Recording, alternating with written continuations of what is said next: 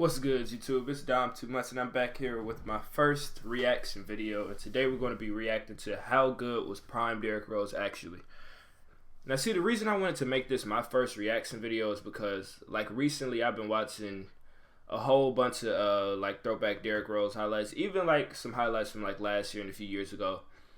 But like I've just been thinking actually, like if he never got injured, exactly how good would he have been?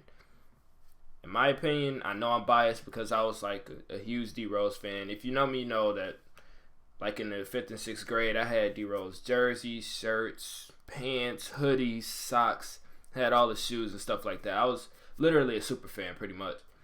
But I still I believe that he would have been, if he stayed healthy and he was like still performing right now, I think he would have been like probably top 5 point guard of all time, because the top 5 point guards right now is, I believe, Magic Johnson, Steph Curry.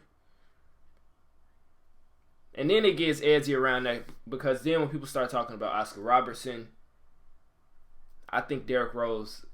Anyways, yeah, let's get into the video. My bad. By catbeast.com. Design your own custom snapbacks and hats. Oscar Robertson just too old. Year 3. It's high. The way I look at it within myself, why not?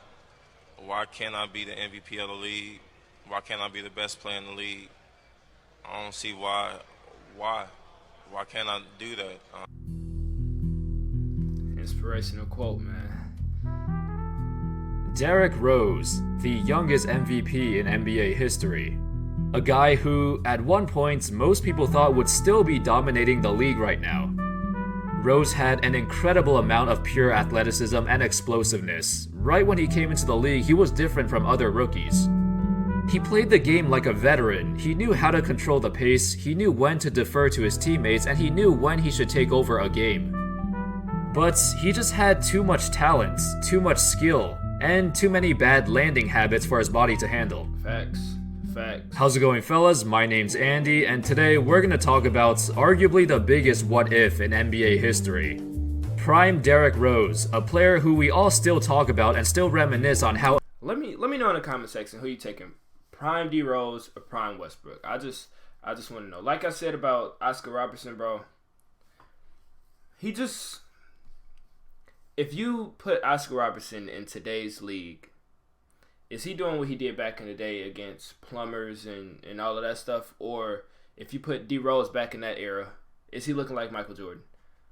I just want y'all to let me know that in the comment section, and also let me know who's better. Well, who would you take, prime D Rose or prime Westbrook?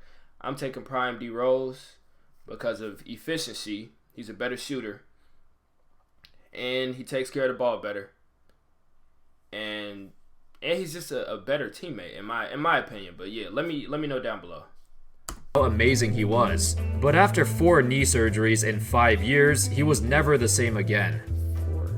Rose was, and still is, one of the most popular players in the world. Even though his peak was relatively short, he had a drastic impact on the league. By the mid to late 2000s, everyone saw basketball becoming a perimeter-dominated game. But Rose took it to another level. He was the beginning of the, quotes, point guard era, where every team in the NBA started to value and look at the position differently. We've seen some dominant combo guards before, but Rose was different. He was bigger, he was stronger, he was more athletic, and could finish at the rim over the best defenders in the NBA. Defensively, he was also really good, although part of it had to do with Coach Thibodeau's defensive scheme, where they would ice the pick and roll and force opponents to the baseline. Rose just had to be fast enough to force them there. Regardless, he was still a good one-on-one defender. The 2010-11 Bulls were an interesting team. Looking back, if you've never seen that season, you would think Rose carried a bunch of scrubs, because nowadays guys like Joakim Noah and Luol Deng are seen as a joke. But back then, they were pretty good. With that being said though, Boozer and Noah were both injured for like half the season, and yet Rose still led them to 62 wins, the best record in the entire league. It's upsetting that there are fans who really think he didn't deserve that MVP, and I'm guessing those fans never watched him in his prime. If you just look at his numbers, they don't look great. Well, they do look great, they just don't look like MVP numbers by today's standards. 25 points, 8 assists on a rather pedestrian efficiency aren't anything special. Also, in that season, you had guys like LeBron James putting up better raw stats and better advanced stats, and same with Dwight Howard. No. But stats are misleading, and winning MVP has a bunch of different criteria. Thank you. Rose was the best player on the best regular season team. That's already enough to win the MVP. He led them to 62 wins with 2 of their starters missing half the season. They had a 38-year-old Kurt Thomas as their starting center for 37 games. They had Keith Bogans. He was a good defender and a decent shooter, but he started for 82 games and averaged fewer than 4 shots per game. He was probably the worst starting shooting guard in the entire league. The only other consistent contributor they had for the entire season was Luol Deng, who defended the opponent's best player, but offensively, he was still very inconsistent. Rose was basically their only option. He was seeing double teams every night. On top of that, narrative is important, and the narrative at the time was completely on Rose's side. Everyone hated LeBron because he joined the Heat and he was the enemy, and Dwight was great, but his team wasn't winning enough games. Rose definitely deserved that MVP. Nowadays, there are a ton of comparisons to prime Derrick Rose. Some are good, some are inaccurate, but I think the fact that there are still comparisons to him shows the huge impact that he had. I've seen guys like Russell Westbrook, Dennis Smith Jr., Colin Sexton, well, a lot of young athletic guys get compared to him a lot. Westbrook vs. Rose has been a comparison for a while though. After Westbrook had his MVP season, it's been compared to Rose's MVP season. And I do think Westbrook's season was better individually. It was. But if Rose had stayed healthy during his actual prime, I think he'd be better than Westbrook. Maybe not stats-wise, but Rose was the smarter player. He was more controlled, and in my opinion, he had a better understanding of the game. If you combine his basketball IQ with athleticism that rivals Westbrook, that would be insane. Of course, this is assuming he'd stay healthy for his entire career, which obviously did not happen. Recently, we've seen young players like DSJ and Colin Sexton get compared to Rose, which is saying a lot. They're also huge fans of Rose, which probably inspired their playstyle. Heck, DSJ was asked about who his top 5 all-time starting lineup would be, and he put Derrick Rose at point guard. That's bold. That's real. Want to stand out online? Go to Wix.com and top 5 all time. Point guard.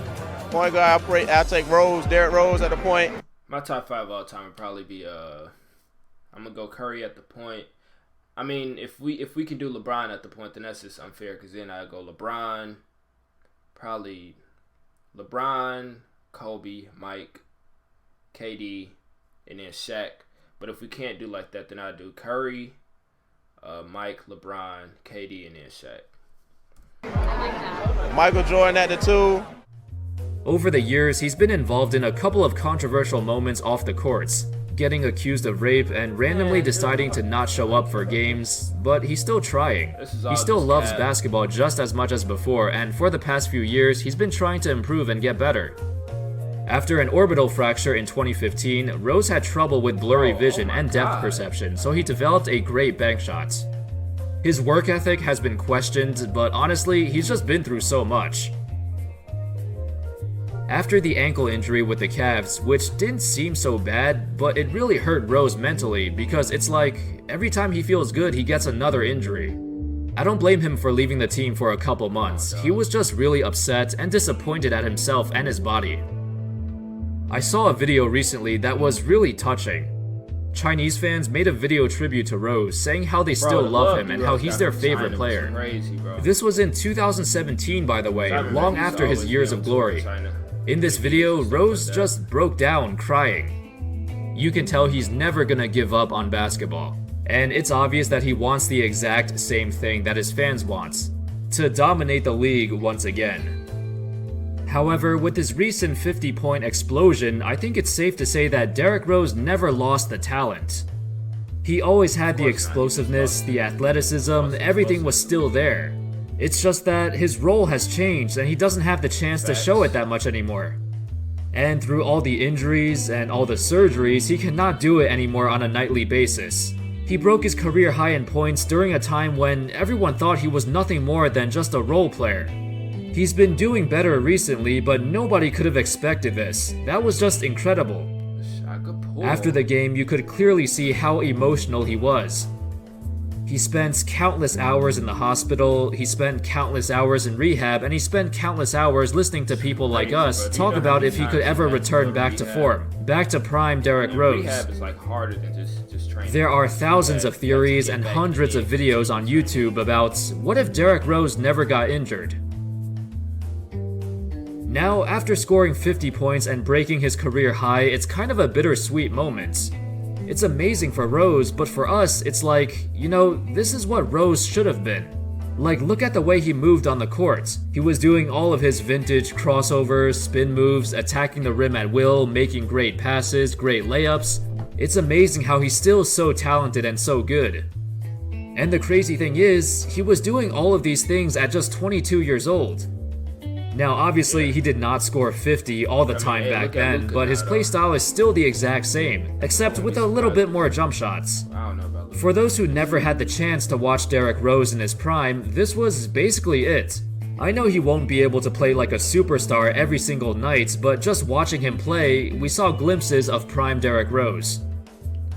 For once in Rose's career, his future is looking bright. I know he's over 30 years old now, but I think he's gonna be in for another big payday. If he can continue playing the same way for the rest of the season and for the next few years, he might even make an All-Star team again in the future. Or at least he still has a chance to win 6th Man of the Year. That would still be very impressive, especially for a guy who went through so much during his career. So, how good was prime Derrick Rose actually?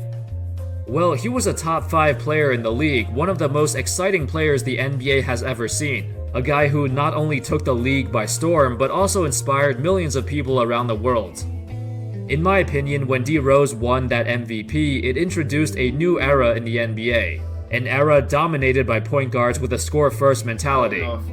A ton of teams now in the NBA have a point guard who's their primary scoring option, which breaks the idea of what the traditional position is supposed to do. Tough, though. It's not just an easy. Anyway, that's all folks. Let me know your thoughts on Derrick Rose. Where do you think his career is headed? Obviously, his story is far from over. Thank you everyone so much for watching, and also a big shout out to my sponsors at cappies.com. If you want to customize your own. So yeah, that doesn't do it for this video. If you enjoyed this first reaction video, let me know in the comment section below. Also, who would you take, prime D Rose or prime Westbrook? Because I really want to know, because I know a lot of people that say really both answers, and I just want to kind of get a grasp of like, am I tweaking or is just other people tweaking? But yeah, also let me know like, where would you, if he never got injured, what do you think like his max would be? Like, do you think he would have won a finals MVP? Would he have even won the finals? You know what I'm saying? I definitely think that he should be a Hall of Famer. Easy first ballot Hall of Famer. He's the youngest MVP ever. Like, why wouldn't he be in the Hall of Fame? But yeah, that's it for this video. Appreciate you if you made it this far. Make sure you like, comment, subscribe, and we out. Peace.